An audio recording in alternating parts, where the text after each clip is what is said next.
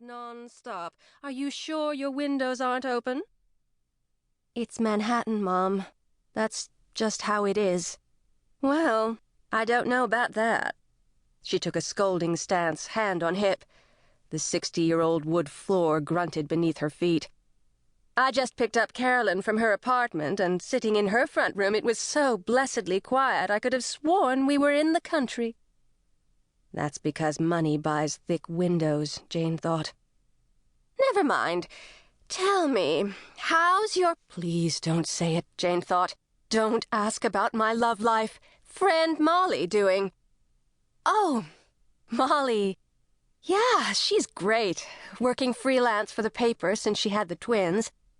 Molly and I have been friends since the 6th grade, Jane explained to Carolyn, who sat in her wheelchair by the front door.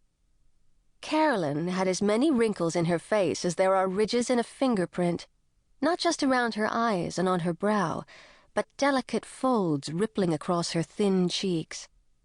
She returned a blank stare, then tweaked it slightly, an intimation of rolling her eyes. Jane didn't know if it was pointed or conspiratorial, so she pretended not to notice. She hadn't seen Carolyn since she was 12 at her grandmother's funeral. It had struck her as odd that when her mother came into the city, Shirley had insisted on including Carolyn in their lunch plans. But from the hungry, significant looks her mother kept pushing on her, Jane could guess.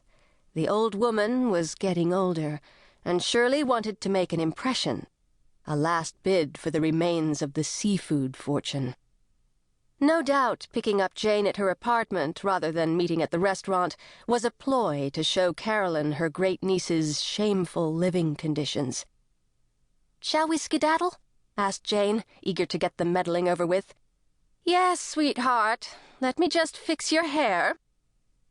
And Jane, aged 32, followed her mother into the bathroom and submitted herself to the slicking and spraying and twisting.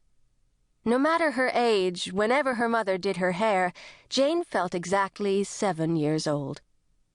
But she let her mom go to town, because surely Miss French Twist 1967 Hayes could only find true tranquility in a well-placed do.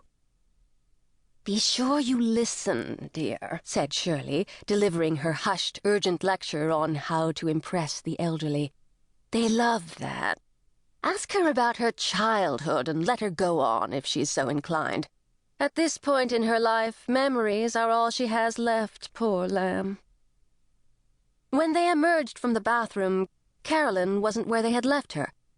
Jane rushed into the next room, jolted with a nightmare of a wheelchair bumping down the stairs, and with it an unnerving flashback of watching the changeling at her 11th birthday slumber party.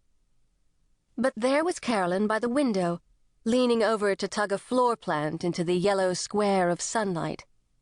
Jane heard a thwack as her Pride and Prejudice DVDs fell from their arboreal hideaway and onto the floor.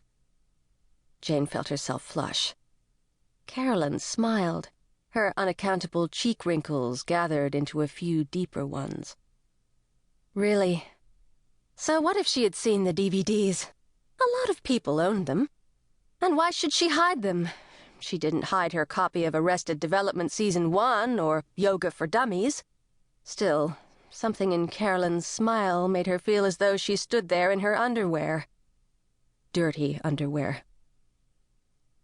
At the restaurant, when Shirley left to powder her proverbial nose, Jane did her best to pretend she was not the least bit uncomfortable. A minute of silence passed. She plowed her garden salad with a fork, weeding out the arugula. "It's been a warm autumn," she offered. "You're wondering if I saw it," Carolyn said. Some voices get hard and tight with age, some rough like broken glass. Her voice was soft, sand beat by waves till it's as fine as powdered sugar. "Saw what?" Jane asked half-heartedly. "He is a devil, that Mr. Darcy. But you wouldn't hide him in a houseplant if you didn't have a guilty conscience. That tells me you're not idly daydreaming.